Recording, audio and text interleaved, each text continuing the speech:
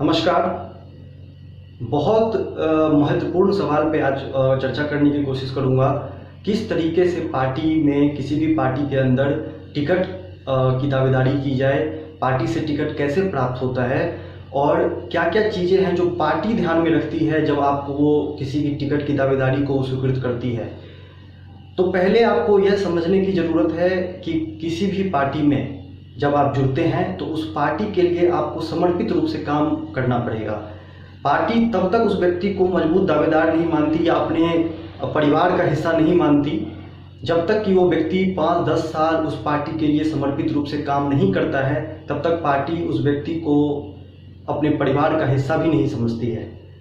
क्योंकि पार्टी में पहले से बहुत सारे ऐसे लोग होते हैं जो पार्टी के लिए दिन रात मेहनत कर रहे होते हैं, तन धन मन तीनों चीज़ों से मेहनत कर रहे होते हैं। तो पार्टी उनको प्रायोरिटी देती है। और जो लोग पार्ट टाइम काम कर रहे होते हैं, जो लोग सिर्फ और सिर्फ दिखावे की राजनीति कर रहे होते हैं, ग्राउंड पे पार्टी के लिए कोई काम नहीं कर रहे होते हैं, उन लोगों को पार्टी को ये पता होता है, पार्टी के लीडरशिप को ये बात पता होती है कि कौन लोग पार्टी के बेहतरी के लिए काम कर रहे हैं, किसके काम से पार्टी को इफेक्ट हो रहा है, पार्टी की बेहतरी के लिए इफेक्ट हो रहा है और किसके काम सिर्फ दिखावे के हैं। तो ये चीज़ें पार्टी की लीडरशिप को पता होती है। तो आपको डेडिकेशन के साथ, पूरे समर्पण के साथ जिस भी पार्टी से आप जुड़ेंगे, जिस भी पार्टी से आप जुड़े हुए हैं, उसमें आपको पूरे डेडिकेशन के साथ काम करना पड़ेगा। और 1-2 साल नहीं बल्कि 10-10 साल, 15-15, 20-20 साल काम करने पे पार्टी फिर उस व्यक्ति की टिकट की दावेदारी को मजबूत मानती है। जो भी पार्टी के रूल रेगुलेशन हैं, जो भी उसके नियम समय समय पर आते रहते हैं, समय समय पर उसके गाइडलाइन आते रहते हैं, समय समय पर हाईकमान का आदेश आते रहता है, आपको वो आदेश को बिना कुछ सोचे समझे आपको उसको इम्प्लीमेंट करना होता है। आपको जो भी जिम्मेदारी दी जाती है, चाहे वो जिले स्तर पर दी जाए, चाहे राज्य स्तर पर दी जाती है, चाहे प्रखंड स्तर पर दी जाए, जिस स्तर पर पार्टी आपको जिम्मेदारी दे, आपको उस जिम्मेदारी को पूरा करना ही सबसे बड़ा काम होता है उस समय में। क्योंकि पार्टी ये नहीं देखती कि कौन व्यक्ति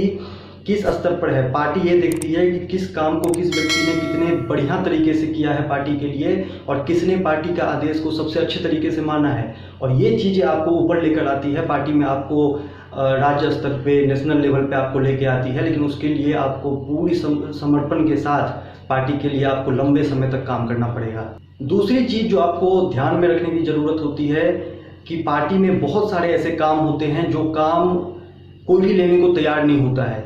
जैसे कि कोई ऐसा कठिन काम होता है जो कि पार्टी का जब कठिन समय चल रहा होता है, या बहुत सारे ऐसे कठिन काम होते हैं जो पार्टी के अंदर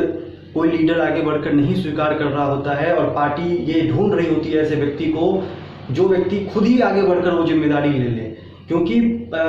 बड़े लीडर को, बड़े लीडरशिप जिनकी होती है, उन्हें ये बात पसंद होती है कि कोई व्यक्ति ऐसा हो जो आगे बढ़कर रिस्पॉन्सिबिलिटी ले और खासकर जो कठिन काम है उसका जिम्मेदारी जो व्यक्ति लेता है, पार्टी के लीडरशिप के नज़र में उस व्यक्ति की कद अपने आप बहुत बड़ी हो जाती है। और अगर आपने वो कठिन काम को पूरा करके, समय सीमा के अंदर में पूरा करके पार्टी के लीडरशिप को आपने सौंप दिया, तो फिर निश्चित तौर पर पार्टी का लीडरशिप आने वाले समय में जब भी उसे लगेगा कि हाँ अब आप उपयुक्त हो चुके हैं और आप उस लायक हैं, आपको अपने आप पार्टी का लीडरशिप आपको आगे कर देगा और आपको ऐसी चीज़ें दे सकता है पार्टी का लीडरशिप जो आप जिस बारे में आप सोच भी नहीं सकते। क्योंकि संगठन इतना बड़ा होता है, संगठन का कद इतना बड़ा होता है कि व्यक्ति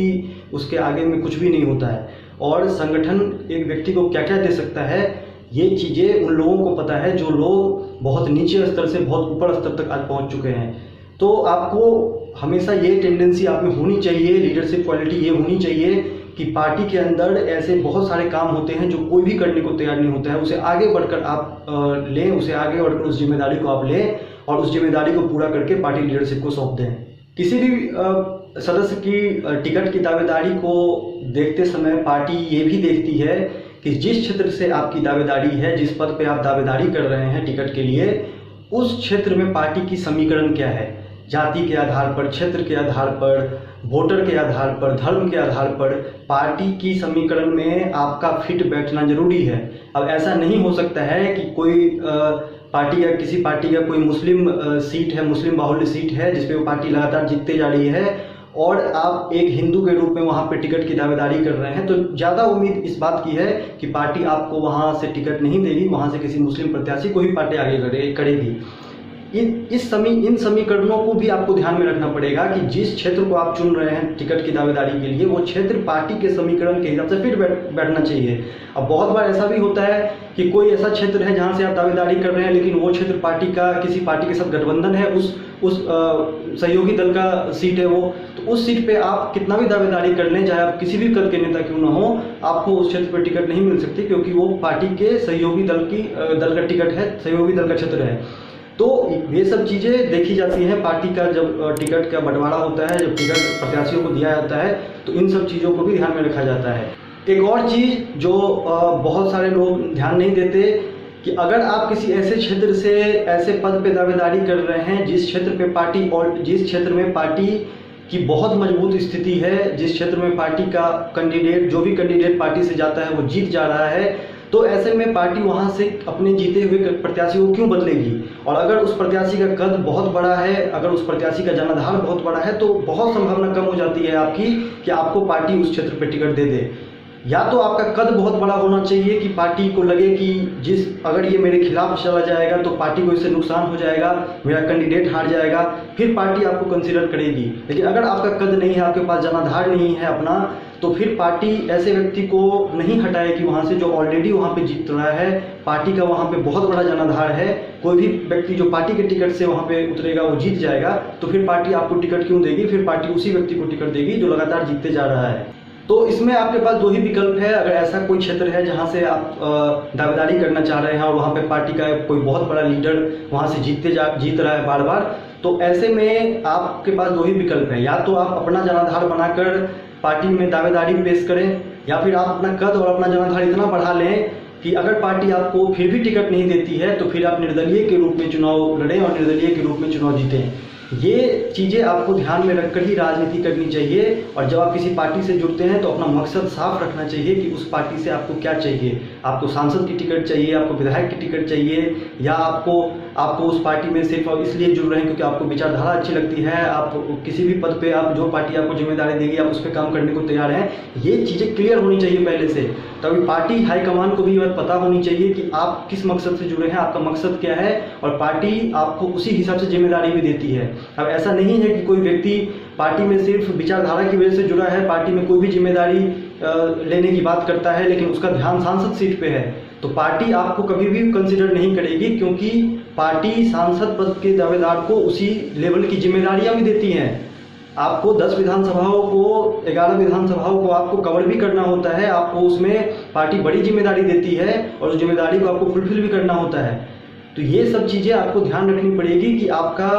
क्लियर आपका माइंडसेट होना चाहिए, आप पार्टी से क्या चाह रहे हैं। पार्टी हाईकमान को ये बात पता होनी चाहिए। पार्टी में से जितनी भी बातें आपको जिम्मेदारी दी जाए, जिम्मेदारी कोई भी हो सकती है, छोटी बड़ी कोई काम नहीं होता, हर जिम्मेदारी पे पार्टी हाईकमान की नज़र होती है। तो आपको जो जिम्मेदारी पार्टी से मिले आपको उसको ले लेना चाहिए, और उसको जब आप सफलतापूर्वक करेंगे तो फिर आपको नेक्स्ट लेवल की जिम्मेदारी मिलेगी, उसके बाद फिर नेक्स्ट लेवल की जिम्मेदारी मिलेगी, और पार्टी में ऐसे ही लोग बढ़ते हैं आगे। आपको अगर किसी पार्टी में आप जुड़े हुए हैं और आपको आगे बढ़ना है तो आपको इन सब चीज़ों को ध्यान में रखना पड़ेगा,